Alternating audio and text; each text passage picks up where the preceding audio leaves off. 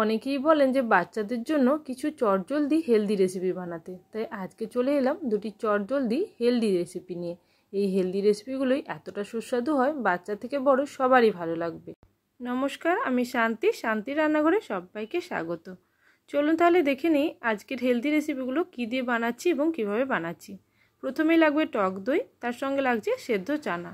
এখানে 1 বাটি পরিমাণে নিয়েছি সেদ্ধ চানা এবং সঙ্গে নিয়েছি 200 গ্রাম পরিমাণে টক দই। এটি চানা চাট বানাবো, তার জন্য প্রথমে কিছু কাটিং করে নিচ্ছি। এখানে আমি শসা কাটিং করে নিচ্ছি, আর লাগবে ধনেপাতা, আর সঙ্গে যেহেতু আমি আরেকটি চাট রেসিপি বানাবো তার জন্য কিন্তু টমেটো কাটিং করে নেব। তবে এই চাটের জন্য যেগুলো লাগছে সেটা হচ্ছে শসা, ধনেপাতা, আর সঙ্গে লাগছে অল্প কাঁচা লঙ্কা। এরপর আমি চাট বানাবো। চাটের জন্য আমি একটি বড় পাত্রের মধ্যে দই নিয়ে নিয়েছি, এর মধ্যে সেদ্ধ চানা দিয়ে দিচ্ছি। এই চানাগুলো আমি ভিজিয়ে রেখে অল্প লবণ দিয়ে সেদ্ধ করে নিয়েছিলাম। এখানে প্রায় 1 বাটি পরিমাণে নিয়েছি চানা, তার সঙ্গে প্রায় একটা গোটা শসা আমি দিয়ে দিচ্ছি। এখানে একটু বেশি পরিমাণেই শসা দিতে হবে। তার সঙ্গে আর বাকি যে উপকরণগুলো দেবো সেগুলোর মধ্যে যদি কোনোটা না থাকে সেক্ষেত্রে কোনো রকম অসুবিধা নেই, আপনারা যে উপকরণগুলো থাকবে হাতের কাছে তাই দিয়ে বানিয়ে নিতে পারবেন। তবে ধনেপাতাটা দিলে এর টেস্ট খুব ভালো হয়, তাই কাঁচা লঙ্কা, ধনেপাতা এবং শসা দিলাম।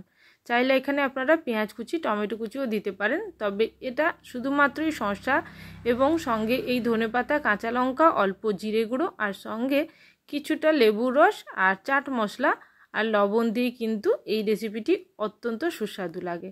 তাই সমস্ত উপকরণগুলো দেওয়ার পরে দিয়ে দিচ্ছি লবণ, তার মধ্যে দিয়ে দিলাম কিছুটা চাট মশলা আর সঙ্গে কিছুটা দিয়ে দিচ্ছি পাতিলেবু।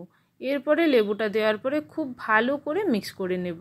সমস্ত কিছু মিক্স করে নিলেই আমাদের এই চাট রেসিপিটি অর্থাৎ চানা দইয়ের যে চাট রেসিপিটি একেবারেই রেডি হয়ে যাবে। এই রেসিপিটি বানিয়ে আপনারা বাচ্চা থেকে বড় সবাইকে দিতে পারেন, এতটাই হেলদি হয়। এক্ষেত্রে কোনো রকম অসুবিধা নেই, কাউকে দেওয়া যাবে না সেরকম কিন্তু এই রেসিপিটি নয়, সবাইকে দিতে পারেন। বাচ্চাদের টিফিন বক্সের জন্য এই রেসিপিটি একেবারে পারফেক্ট একটি রেসিপি। বাচ্চারা যদি পছন্দ করে এই রেসিপিটি, আপনারা কিন্তু বারবার এই রেসিপিটি টিফিন বক্সের মধ্যে দিতে পারেন। একবার খাওয়ার পরে বাচ্চাদের অনেকক্ষণ পর্যন্ত পেট ভরে থাকবে। এরপরে ওপর থেকে অল্প চিলি ফ্লেক্স দিয়ে এটাকে সার্ভ করে দিলাম। দেখুন কতটা টেস্টি দেখতে হয়েছে এবং খেতেও কিন্তু ততটাই টেস্টি হয়। আপনারা একবার এইভাবে ট্রাই করে দেখুন, আপনাদের অবশ্যই ভালো লাগবে। ব্রেকফাস্টে আপনারা কিন্তু এই রেসিপিটি বানিয়ে বড়দেরও সার্ভ করতে পারেন। এরপরে চলে আসবো এই সুইট কর্ন চাট বানানোর জন্য। সুইট কর্ন চাট বানানোর জন্য প্রথমেই যা লাগবে সেটা হচ্ছে সুইট কর্ন। এখানে আমি একেবারে ফ্রেশ সুইট কর্ন ব্যবহার করছি, আপনাদের কাছে যদি না থাকে আপনারা ফ্রোজেনও ব্যবহার করতে পারেন। যেহেতু এখানে আমি ফ্রেশ ব্যবহার করছি তাই অবশ্যই ভালো করে ধুয়ে নিয়ে এটাকে সেদ্ধ করে নেব। আর যদি আপনারা ফ্রোজেন ব্যবহার করেন সেক্ষেত্রে যদি সেদ্ধ না করা থাকে অবশ্যই কিন্তু সেদ্ধ করে নিতে হবে। আর এই সুইট কর্নটা খুবই ভালো হয় এবং মিষ্টি হয়, তাই আমি এই সুইট কর্নের মধ্যে সেদ্ধ করার সময় চিনি দেব না, আপনারা চাইলে সেদ্ধ করার সময় অল্প চিনি দিতে পারেন। দেখুন এইভাবে কিন্তু আমি সুইট কর্নগুলোকে একটা বাটির মধ্যে বের করে নিয়েছি। এরপরে আমি একটু গরম জল করে নেব, সেই জলের মধ্যে এটাকে দিয়ে কিছুক্ষণের জন্য ফুটিয়ে নেব। ওই ধরুন 1 থেকে 2 মিনিট ফুটিয়ে নিলেই হবে। যেহেতু সুইট কর্ন এতটাই সফট তাই বেশি ফোটানোর বা বেশি সেদ্ধ করার কোনো প্রয়োজন নেই।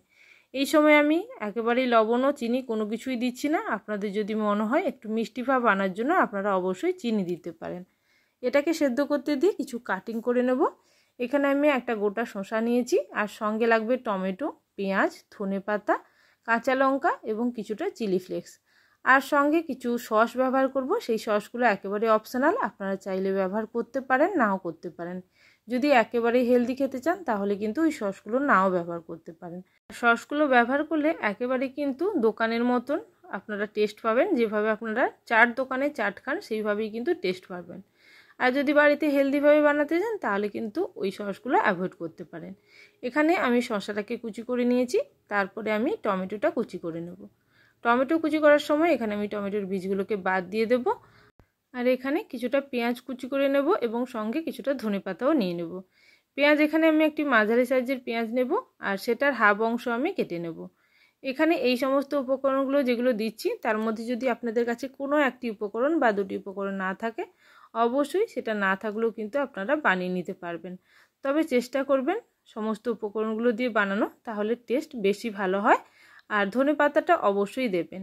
এইভাবে সমস্ত উপকরণগুলো আমি কাটিং করে নেব। রাফলি চপ করছি, কোনো রকম ছোট বা বড় এরকম টুকরো নয়, রাফলি একটু ছোট সাইজ করে আমি কেটে নিলাম। এর মধ্যে সুইটকর্নগুলো আমার সেদ্ধ হয়ে গেছে। এই সুইটকর্নগুলোকে আমি একটা ছাঁকনি বা ঝাড়নির সাহায্যে নাবিয়ে নিয়ে তারপরে ঠান্ডা করে নেব।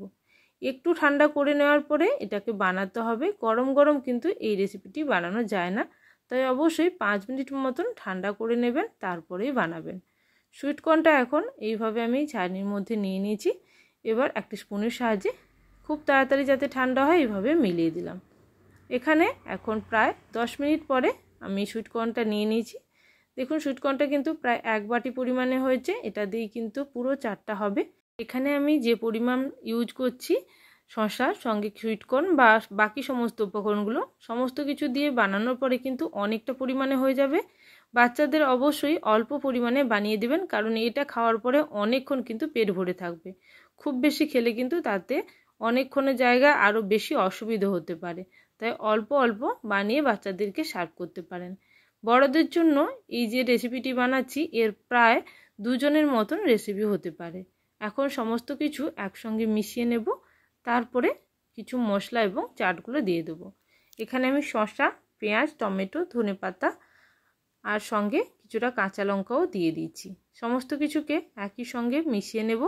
তার আগে দিয়ে দেবো স্বাদ মতো লবণ। এখানে লবণের পরিমাপটা একটু স্বাদ অনুযায়ী দেবেন। আমি যেহেতু আগে সেদ্ধর সময় লবণ দিইনি, তাই এখানে হাফ টিস্পুন মতন দিলাম। এরপরে দিচ্ছি শেজওয়ান সস, তারপর দিয়ে দেবো টমেটো সস।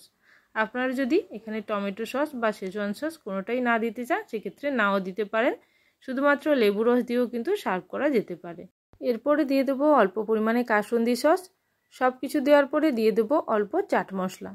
এরপরে সমস্ত কিছুকে খুব ভালো করে মিশিয়ে নিতে হবে স্পুনের সাহায্যে।